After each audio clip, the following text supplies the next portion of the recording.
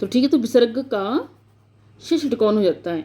मतलब विसर्ग के पहले छोटी ई या ऊ और बाद में क ख ट ठ प फ में से कोई भी वर्ण हो तो वहाँ पर हम विसर्ग का श षटकोण, आधा श षटकोण बना देते हैं। ठीक है, अभी इसी एग्जाम्पल को देख लो आप कि विसर्ग के पहले छोटी ई है। ठीक है, छोटी ई आ रही है ना, और बाद में क ख ट ठ, अगर क ख होता, ट ठ होता या प फ होता, यहाँ ठ आ रहा है, हमारे यहाँ से ठ आ रहा है। ठीक है, ठ, तो वहाँ पर इनमें से कोई वर्ण हो तो वहाँ पर क्या होता है, विसर्ग का श षटकोण हो जाता है। तो वही विसर्ग का श षटकोण हो गया।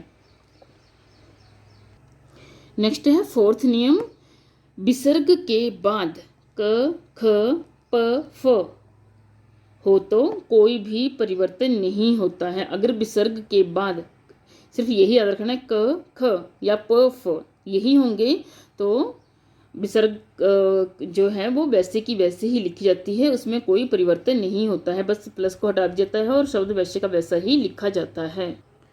आपने इन नियमों को देखकर घबराना नहीं है। देखो, हमारा पहला था कि जो श होगा वो विसर्ग के बाद होगा तो आधे स में बदल जाएगा। दूसरा हमने पढ़ा कि छोटी ई या छोटा ऊ होगा तो बड़ी ई में बदल जाएगी।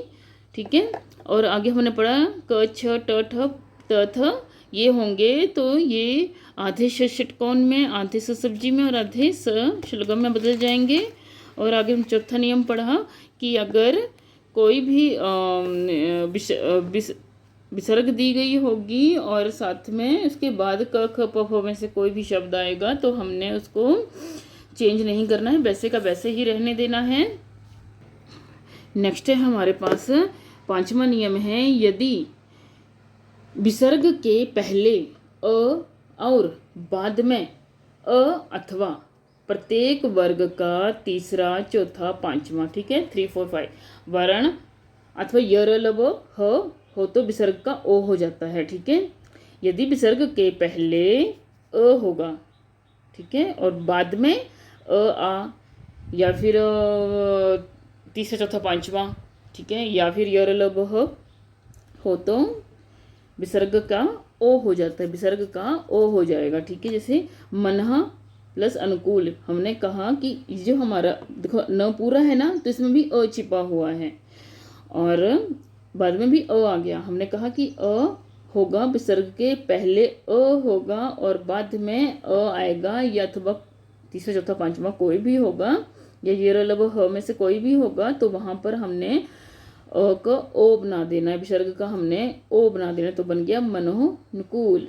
जैसे तपह वल, तो जिसको विसर्ग से पहले अ है क्योंकि प में अ छिपा हुआ है, और ब प फ ब कौन सा है, तीसरा वर्ण है। ठीक है, तीसरा वर्ण आ रहा है ना प की लाइन का, तो ये बन गया ओ, तपो वल। लास्ट नियम हमारे पास वो हमारे 5th नियम की तरह ही है, बस थोड़ा सा आपको पहचानने की ही देरी है। विसर्ग के बाद अगर अ या आ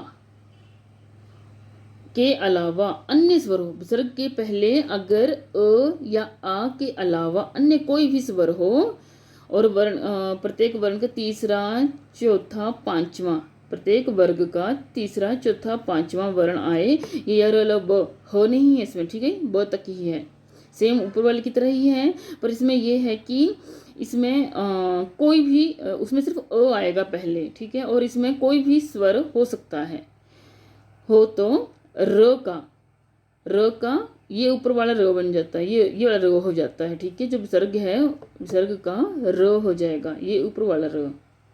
जैसे हमारे पास एग्जाम्पल है दुह निवार, तो मैंने कहा कि विसर्ग से पहले कोई भी स्वर आए, अ या अ या आ के अलावा कोई भी स्वर आए तो वहां पर क्या होगा, हम विसर्ग का र बना देंगे। अब ये ऊ आ गया ना इधर, तो विसर्ग क्या बन गया, र, तो वो ऊपर वाला दुर निर्वार, दुर निवार, निर्गुण। ठीक है, तो दोस्तों बस आज के लिए इतना ही। अगर अब हम मिलते हैं अपनी नेक्स्ट वीडियो में, तब तक के लिए बाय। और जिसने मेरी वीडियो को सब्सक्राइब नहीं किया है वो सब्सक्राइब और लाइक ज़रूर करना।